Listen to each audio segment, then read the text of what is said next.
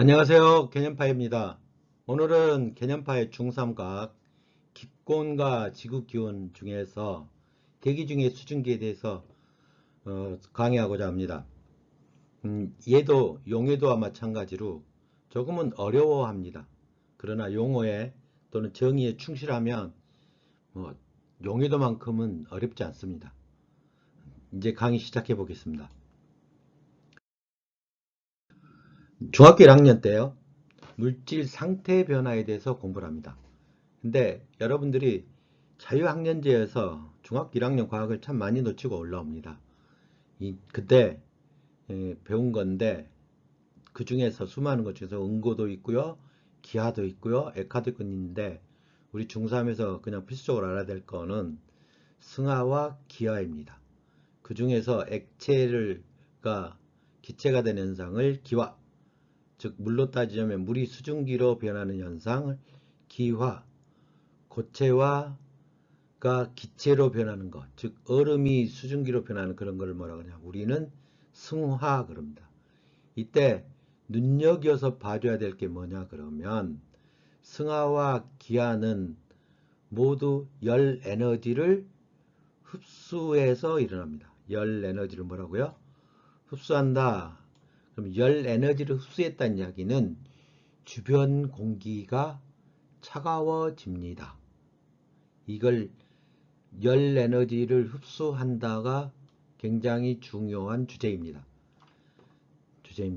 그래서 주변이 차가워집니다. 왜요? 구름을 설명하기 위해서 굉장히 중요합니다. 자, 우리가 물이 수증기로 되는 현상은 두 가지가 있습니다. 이것도 1학년 때 부지런히 공부하고 올라오는데 증발과 끓음이 모두 뭐라고요? 물이 수증기로 변하는 상태, 물이 수증기로 변하는 상태를 증발, 액체가 기체가 되는 현상이 다 증발이라고 합니다. 물론 승화도 증발의 일종입니다. 승화도 증발인데 제가 왜 얼음도 넣기를 강조를 하냐면 겨울철에 얼음 또는 눈이 녹아서, 아니 그냥 녹지 않고 곧바로 수증기로 변하는 상태도 발생합니다. 그래서 증발은 온도에 관계없이 일어난다고 1학년 때 배웁니다. 자, 증발은 뭐냐? 물 표면에서 또는 얼음 표면에서 물 입자가 무엇을 흡수했어요? 열을 흡수하여 수증기로 변하는 현상, 승화도 증발이고요. 물 표면에서 일어난다고 했어요. 물 표면에서 있는 모든 입자들이 이렇게 날아가면, 공기중으로 날아가면 물의 높이가 낮아지겠죠. 뭐라고요? 물 분자가 공중으로 날아갔죠. 어디에서요? 표면에서요. 표면에서. 이게 제일 중요한 이야기입니다. 어디라고요? 표면에서 날아가는 현상. 자, 그 다음에 끓음은 뭐냐? 끓음은 물을 가열하겠죠? 물을 가열하면 물 같은 경우에는 100도씨가 올라가야, 또 알코올 같은 건 약 78도씨에서 끓는다 그러는데, 끓는 전까지 올라가서 내부나 표면이나 어디든지 뭐예요? 물 표면과 내부에서 열을 흡수하여 기포가 생겨요. 그래서 보글보글 끓겠죠. 그래서 수증기가 되는 현상을 뭐라고요? 끓음이라고 합니다. 내부에서 일어나요. 반드시 가열해줘야 돼요. 근데 증발은 뭐라고요? 표면에서만 일어납니다. 이 차이점 알아두시면 됩니다. 그래서 이제 끓음은 잊어먹어도 되는데 증발은 대해서 좀 아셔야 됩니다. 자, 물 내부든 예부든 다 뭐가 일어나요? 공기 중으로 날아가서 물이 낮아지는 현상입니다. 또 하나는 중요한 건 뭐예요? 열을 흡수한다. 자, 갑니다. 증발이 잘 일어날 조건, 그러니까 표면에 있는 물 분자들이요, 에너지를 흡수하죠. 흡수해서 날아가야 됩니다. 그러면 증발은 얘는 그냥 쭉 읽어보시면 합니다. 젖은 빨래가 마른다. 컵에 담아둔 종이를 한동안 놔두면 물이 계속 줄어들어요. 뭐 빨리 줄어들진 않죠. 그 다음에 또 하나의로는 화분에 물 주면 물론 식물이 흡수하기도 하지만 날아가거든요. 그래서 건조해지죠. 물에 적인 종이가 마른다. 물걸레로 청소했어요. 그럼 바닥에 있는 물이 말라서 마르죠. 이런 걸 다 뭐라 하냐면 증발이라고 합니다. 증발 중에서 가장 많이 사용한 것 중에 하나가 소금 만들 때 바닷물을 증발시켜서 소금 만들죠. 그걸 다 증발의 예로 보시면 되고요. 자, 시험 중에 가장 잘 나왔던 거, 1학년 때 잘 나왔던 거거든요. 지금 이제 3학년 때도 가끔 내시는 선생님이 있는데, 일단은 뭐라 그랬냐면, 증발은 물 표면에서 주변의 에너지를 흡수해야 물 분자가 에너지를 받아서 운동 에너지로 바뀌고요. 얘가 날아가는 현상이거든요. 그래서 증발이 잘 일어날 조건 생각해 보면 아주 간단합니다. 열을 많이 물 분자에 공급해 주면 되거든요. 열 에너지가. 그렇죠? 그 다음에 운동 에너지를 늘려주면 되니까 마찰열 같은 것도 제공을 하면 됩니다. 그거를 정 못 외우겠다 싶으면 빨래가 잘 맞는 조건과 비교해서 외우면 그냥 외워집니다. 그냥 아니 판단만 하면 되기 때문에 외워집니다. 한번 생각해 보세요. 온도가 높으면 높을수록 물 분자가 에너지를 많이 흡수하겠죠. 여름철에 보다 겨울철에 빨래가 잘 마르지 않습니다. 그러니까 여름철에 온도가 높기 때문에 빨래가 잘 마릅니다. 그 다음에 습도가 낮아야 됩니다. 즉 건조해야 됩니다. 장마철은 습도가 높기 때문에 빨래가 잘 안 말라요. 그렇죠? 빨래가 안 말라요. 여름철에도 어, 건조한 날씨가 있습니다. 아주 온도도 높고요. 습도가 아주 낮아서 건조한 상태가 되면 빨래가 진짜로 잘 마릅니다. 그러니까 공기 중에 수증기 양이 작다. 그걸 뭐라 한다고요? 습도가 낮다. 다른 말로 건조해야 됩니다. 그 다음에 이 이제 바람 에너지가요. 물 표면을 막 밀게 되면 물 분자의 운동 에너지가 증가합니다. 즉 바람의 힘이 물 분자를 마구 흔들죠. 그럼 마찰력에 의해서 열도 나겠지만 운동 에너지가 한층 증가합니다. 선풍기 앞에다가요. 빨래 널어놓으면 잘 마릅니다. 바람이 강하면 분자 운동이 활발해지기 때문에요. 바람이 강해야 됩니다. 그 다음에 뭐 해야 되고요. 빨래를 우글우글 구겨서 놔두면 빨래가 잘 안 마르죠. 확 펼쳐서 표면적을 넓혀야 된다. 즉 온도가 닿는 면적이 넓어져야 되고 바람이 강한 면적이 넓어져야 되고 습도가 낮은 공간에다가 더 노출시켜야 빨래가 잘 마르듯이 증발을 잘 일어나게 된 조건입니다.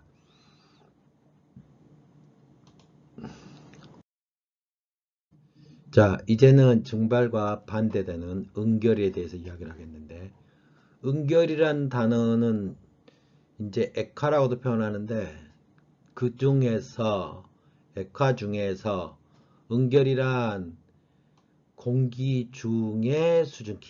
다시 뭐라고요? 응결이란 단어를 쓸 때는 언제다고요? 공기 중의 수증기가 뭘로 변해요? 물로 변하는 현상을 우리는 응결이라고 합니다. 그러니까 공기 중에 수증기가 물로 변하는 현상을 응결이라는 단어로 되어 있는데 그 결과물이 참 재밌는 이름으로 많이 바뀌어요.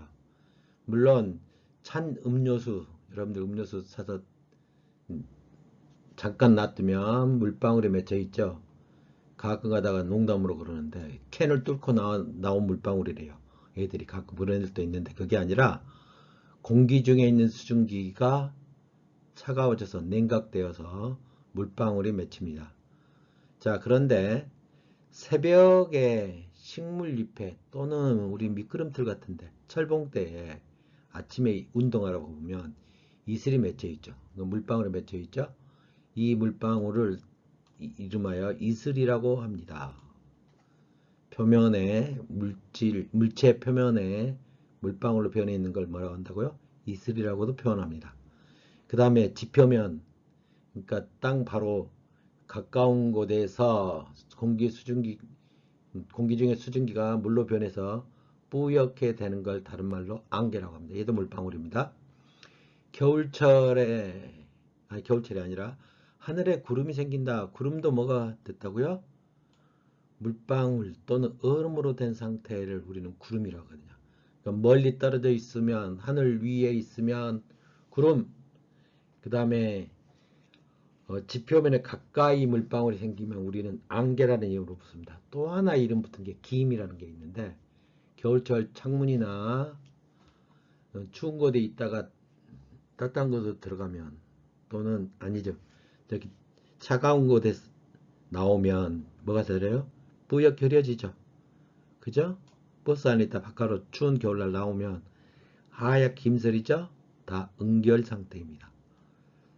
자, 공기 중에 수증기가 물로 변하는 현상, 이걸 뭐라고 한다고요?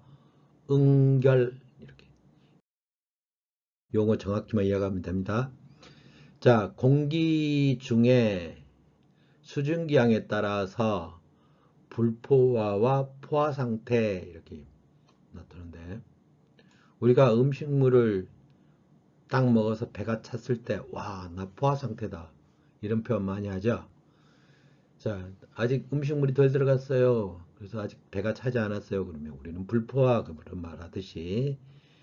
자, 어떤 공기가 수증기를 더 먹을 수 있대요. 더 포함할 수 있대요. 포함할 수 있대요. 이걸 무슨 상태? 불포화 상태. 앞으로도 더 많이 먹을 수 있는 걸 우리는 건조한 상태라고도 또 말을 합니다.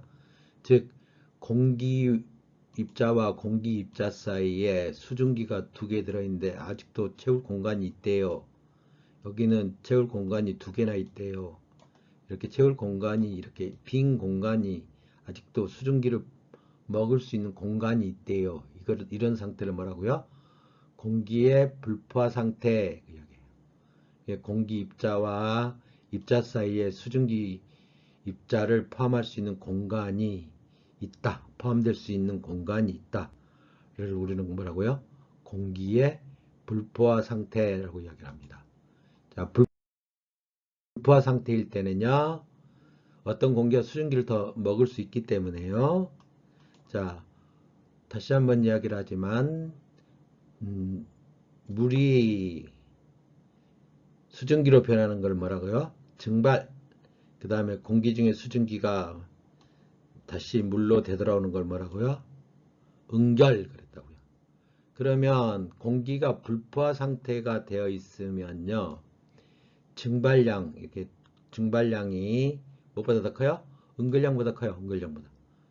자, 증발량이 더 많고요. 그래서 증발량이 응결량보다 많은 상태를 우리는 공기가 불포화 상태라고 하고요. 물이 줄어들어요. 물이 줄어들어요. 자, 증발량이 뭐라보다 크다고요? 응결량보다 큰 상태를 우리는 불포화 상태. 다시요, 과학적으로요. 증발량이 응결량보다 크면 공기는 불포화 상태입니다. 끊임없이 증발과 응결은 일어나고 있어요. 왜요? 분자는 끊임없이 운동하기 때문에요. 자, 그 다음에 이제 공기가 포화 상태에 있습니다 라는 말은 무슨 말이냐? 어떤 공기가 수증기를 최대로 포함하고 있어요. 최대로. 그러니까 우리가 먹을 때도 최대로 먹을 만큼 먹어 다 차서 더 이상은 먹을 수 없는 상태를 우리는 포화됐다고 이야기를 하죠. 그죠? 포화되어 있으면 조그만 충격을 가해도 토해내죠. 그것처럼 공기 입자 사이에 수증기가 더 이상은 들어갈 공간이 없을 정도로 꽉 찬 상태를 뭐라고요? 우리는 공기가 포화 상태에 있다고 이야기합니다. 공기 입자 사이에 수증기가 포함될 수 있는 공간이 없는 상태. 이걸 공기의 포화 상태. 자, 공기가 포화 상태에 있을 때 이제 제일 조심해야 될 게 뭐냐 그러면, 공기가 최대로 포함하고 있는 상태를 공기 포화 상태라고 했습니다. 그러면 이때 증발이 일어나지 않는 거 아니냐. 왜? 그냥 물의 높이가 낮아지지 않기 때문에, 그대로 유지하기 때문에 증발도 일어나지 않고 응결도 일어나지 않는 상태 아니라고 표현을 하는데 다시 한번 이야기하지만 분자는 끊임없이 운동하고 있어요. 끊임없이 운동하고 있는데 하나가 올라가면 원래 있었던 공간이 꽉 차 있는데 그놈 중에서 한 놈이 내려요. 응결돼서 물로 변해요. 다시 증발하면 응결되고 증발하면 응결되고 됐죠? 응결되고 증발하면 응결돼서 내려요. 즉 증발량과 응결량이 같아서 증발이 일어나지 않는 것처럼 보일 뿐이지 뭐요? 증발과 응결은 포화 상태에서도 끊임없이 일어나고 있습니다. 이거 시험에 아주 잘 나와요. 증발과 응결은 포화 상태에서 끊임없이 일어나고 있습니다. 단지 우리 눈에는 증발이나 응결이 안 일어난 것처럼 보일 뿐입니다. 자, 우리가 이제 포화 수증기량, 뭐 용해도 곡선하고도 비슷한데 포화 수증기량입니다. 이때 정의가 뭐냐면 잘 들어두십시오. 무슨 상태여야 된다고요? 포화 상태 공기요. 포화 상태 공기를 1kg 가져다가요. 거기 안에 몇 g이 들어있을까? 다시 몇 kg?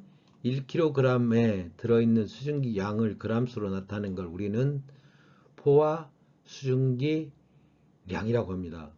그러니까 포화 수증기량을 구할 때는 항상 포화 상태 공기인데 얘를 갖다가 뭐라고 하냐면 1kg을 속에서 포화 상태라는 것 측정을 해요. 그 다음에 실험치로 다 얻어요.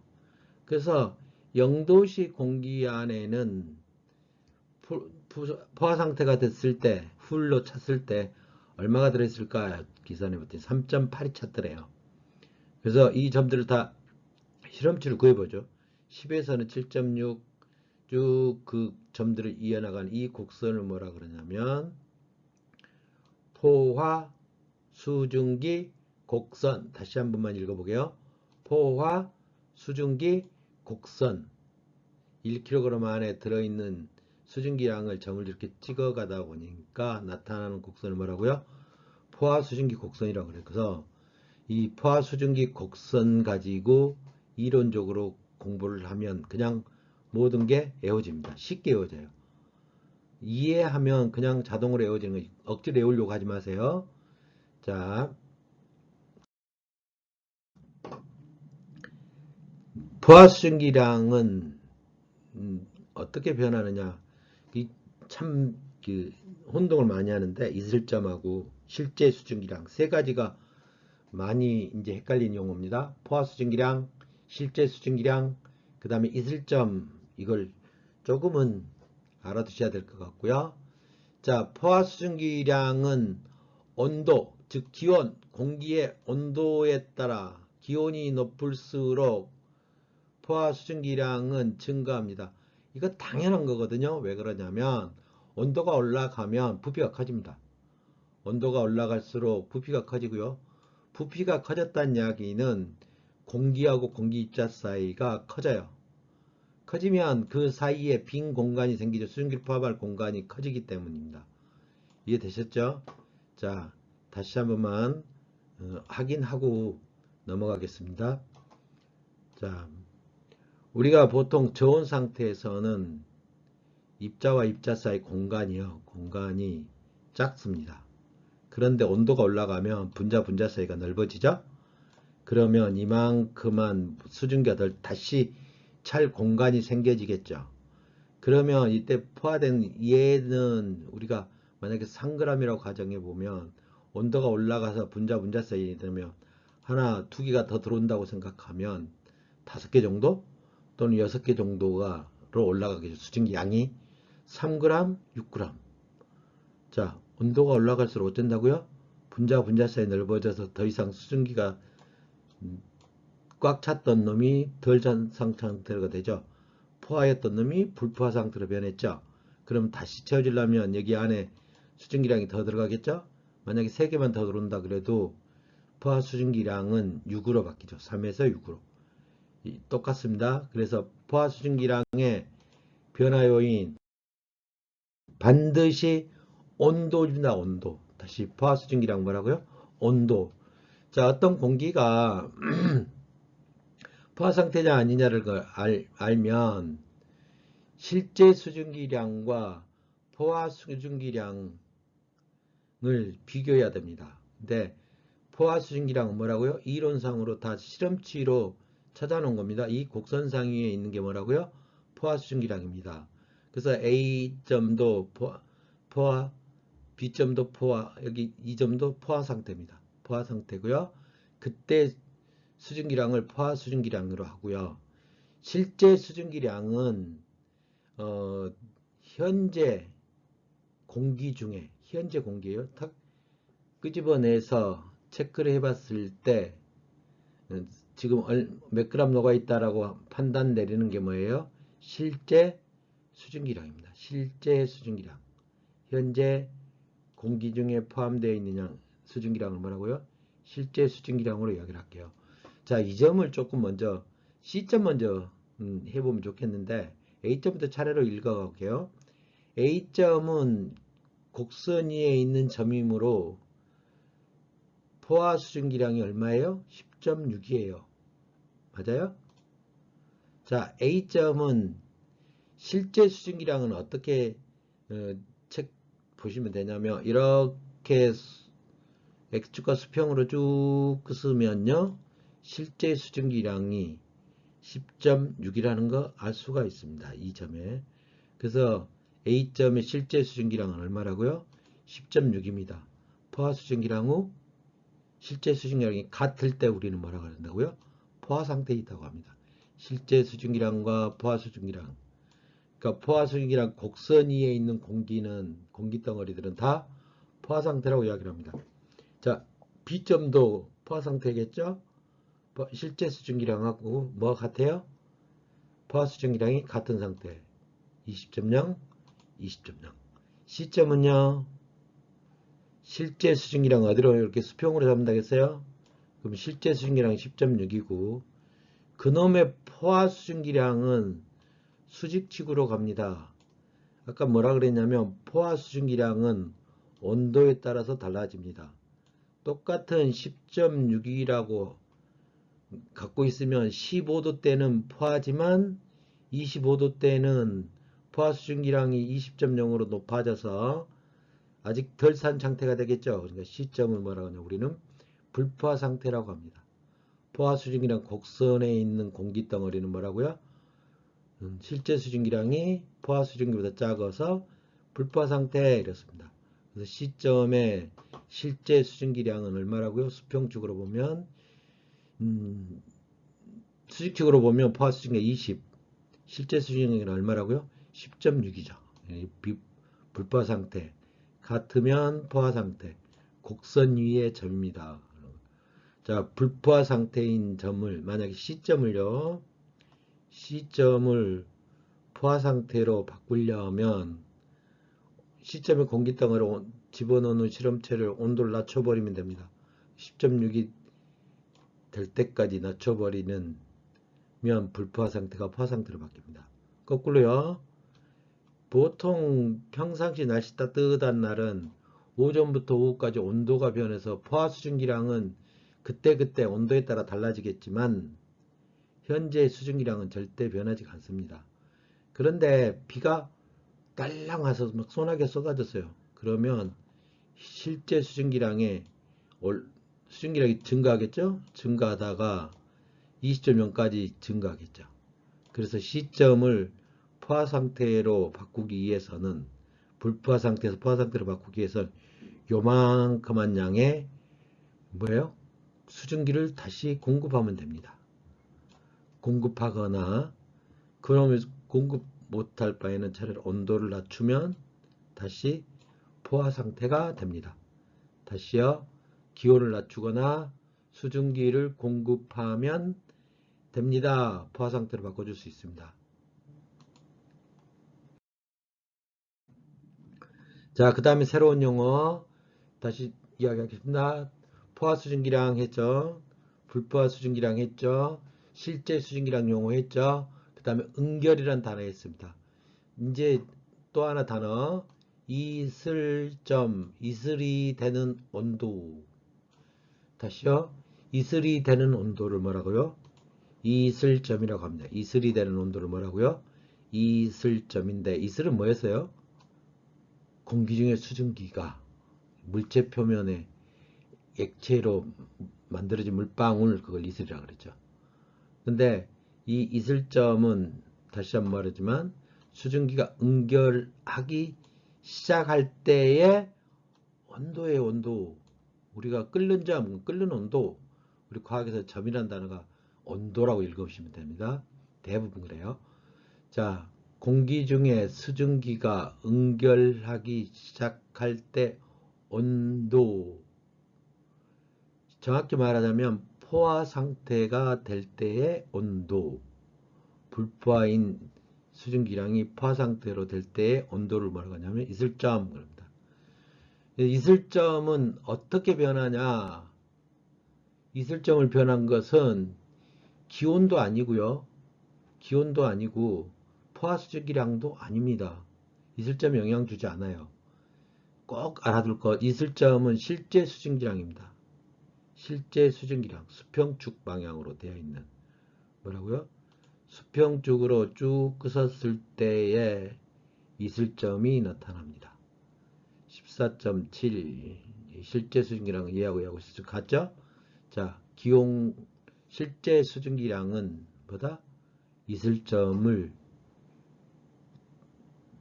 실제 수증기량이 높으면 높을수록, 실제 수증기량이 높으면 높을수록 이슬점은 높아집니다. 실제 수증기량이 작을수록 이슬점은 낮아집니다. 실제 수증기량이 이슬점에 영향 미칩니다. 다른 건 절대 영향 안 미쳐요. 외우세요. 실제 수증기량이 이슬점에 영향을 미칩니다. 그거를 외우기 위해서는 그냥 곡선상에서 이해를 하면 됩니다. 자, 다시 이슬점은 뭐라고 하냐면 공기 중에 수증기가 응결하기 시작할 때 온도. 근데 다시 보시면 수증기량 곡선을 이해를 해볼게요. 자, A하고 B하고 C는 실제 수증기량이 7.6이고요. A도 B도 C도 모두 불포화 상태입니다. 이때 포화 상태가 될 때 온도, 포화 상태가 될 때 온도, 다시 포화 상태로 바꾸기 위해서는 뭐 포화 수증량만큼 수증기를 공급하는 게 아니고요. 이슬점은요. 자, 냉각시켰습니다. 온도를 이렇게 낮춘 상태요. 낮출 때 포화 상태가 되는 점, 즉 여기가 포화가 되는 점, 그때 온도 10도. 자, 다시요. DE는 냉각시켰어요. 어디서 포화 상태가 되나요? 14.7에서 되나요? 14.7g은 넘길 때의 온도 얼마? 20도씨가 DE의 이슬점입니다. 즉 곡선에서는 곡선과 냉각시켰을 때 곡선과 만나는 점의 온도 머릿속에서 기억하면 됩니다. 공기를 냉각시켰을 때 포화 상태가 되는 점의 온도, 포화 상태가 될 때의 온도, 즉 수증기가 포화 상태는 뭐가 되냐면 수증기가 응결하기 시작해요. 응결이 시작된 온도, 또 이슬점, 그죠? 그 다음에 곡선과 만나는 점, 이슬점 그럽니다. 냉각시킬 때예요. 냉각시킬 때 만나는 온도. 자, A, B, C는 실제 수증기량이 같습니다. 7.6으로. 그래서 A, B, C의 이슬점 온도는 얼마예요? 10. D의 이슬점 온도는 뭐예요? 20. 즉 온도가 실제 수증기량이 크면 클수록 온도에 무관 없이 온도에 변하지 않고 실제 수증기량이 높아지면 이슬점 온도도 10도고 20도 올라가는 거죠. 이슬점 온도는 어떤다? 실제 수증기량에 관계가 있다.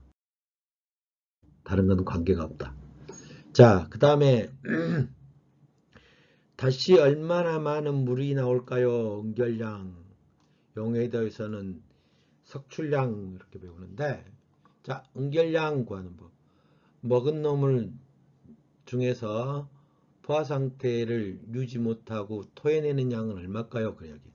공기 중에 있는 수증기량이 얼마나 밖으로 나올까요? 라는 이야기예요. 자, A점 공기는 불포화 상태죠. 그러면 냉각을 시켰습니다. 차갑게 만들어주면 이슬점에 도달하겠죠? 이슬점이라고 하는 것은 물이 공기 중에 수증기가 물로 응결되는 상태, 포화가 돼서 뭐라고요? 응결이 시작할 때 온도 20도씨까지 낮추기 시작하면 이제 물로 변하기 시작합니다. 근데 더 차갑게 만들면 이때까지는 이제 14.7g이 그대로 최대한 딱 공기 중에 있겠죠. 그럼을 더 온도를 낮추면 자 14.7g 수증기 중에서 일부를 바깥으로 토해냅니다. 얼마만큼? 7.6kg만 남겨놓고 나머지는 물로 변해서 나와야 됩니다. 이거를 뭐라고 하냐면 응결량입니다. 그러니까 응결량에서 포화수증기량, 어떤 온도의 포화수증기량을 뺀 나머지는 뭘로 나와요? 물로 다시 나오겠죠. 이해됐죠? 그러니까 실제 수증기량은 7.6까지만 녹죠. 10도에서는 더 이상 차지할 공간이 없어서 물로 밖으로 몰아냅니다. 됐죠? 그걸 응결량 그러죠. 그러니까 20도씨에서 반드시 온도 읽어주시고요. 자, 이슬점이 되는 온도 읽어주시고요.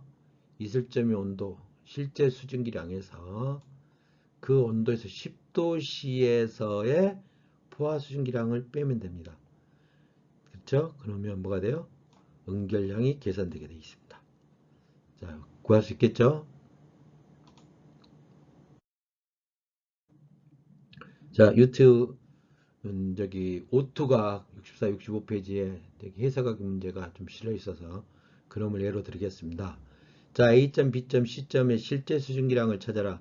실제 수증기량은 수평축으로 끄니까 A는 실제 수증기량이 얼마예요? 10.6인가요?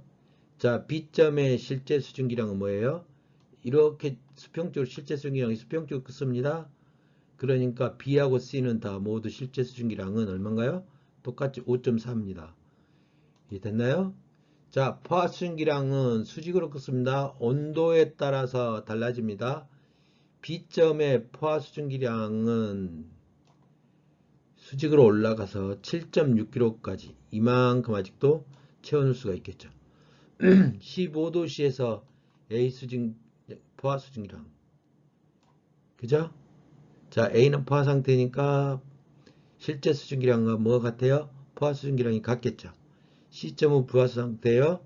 자, 이 C점에 20도씨에서의 포화 수증기량은 얼마라고요? 14.7이 되겠죠. 다 됐나요? A는 얼마예요? 10.6, B는 얼마예요? 7.6, C는 얼마예요? 14.7. 이렇게 읽을 줄만 알면 됩니다. 자, 포화수증 곡선의 해석하기 두 번째. 이슬점을 구하시오. 그러면 이슬점 다시 할게요. 어떤 점에서 냉각을 시킬 때 그럼 이렇게 수평축으로 움직입니다. 온도가 낮춘다는 이야기 수평축으로 움직였을 때 처음으로 포화가 된 상태 B하고 C가 처음으로 포화가 된 상태 이때 온도 10 이때 처음으로 응결되기 시작합니다. 이 왼쪽으로 내려가면 만나는 점의 온도를 우리는 읽으면 걔가 이슬점이라고 했습니다. 근데 C는 포화 상태죠. 포화 상태죠? 포화 상태 그냥 있단 이야기는 걔는 이슬점이 자기 온도예요.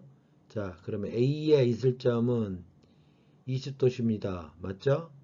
A의 온도, A의 이슬점 20. B하고 C는 이슬점이 얼마예요? 10도, 10도로 같겠죠.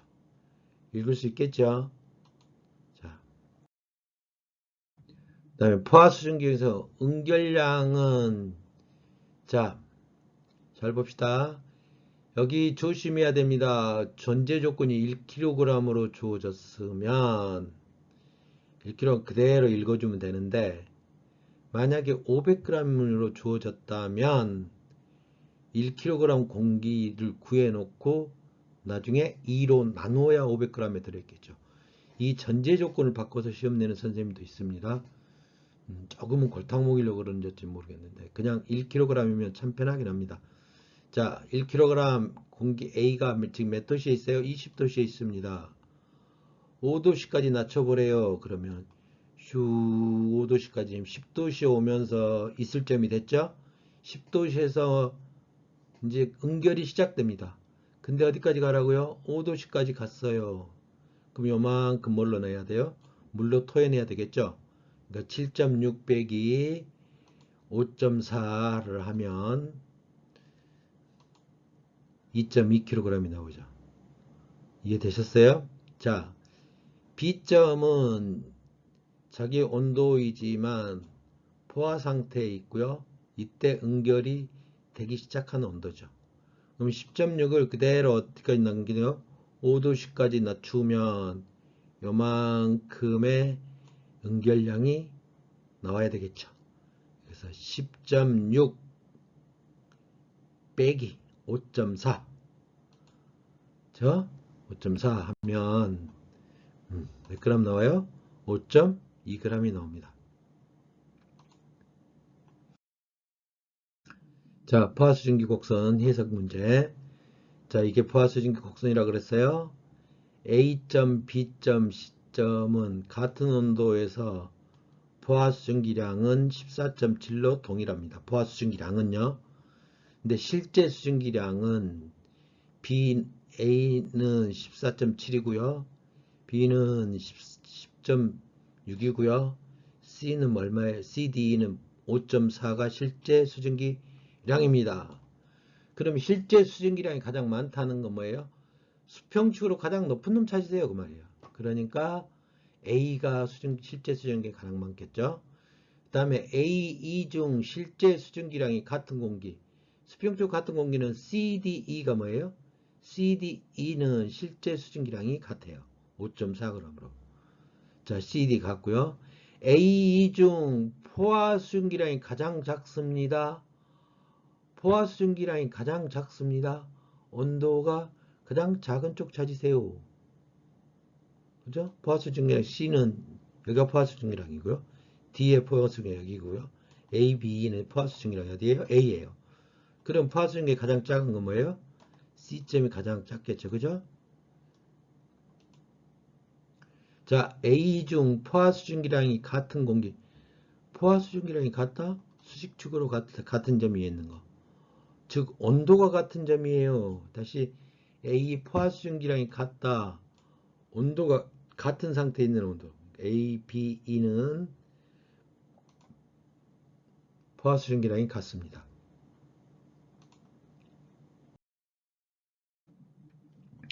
다음 그림은 곡선이다. A 중 이슬점이 가장 높은 공기. 이 말은 뭐하고요? 실제 수증기량이 가장 높은 놈. 다시 이슬점이 가장 높아라.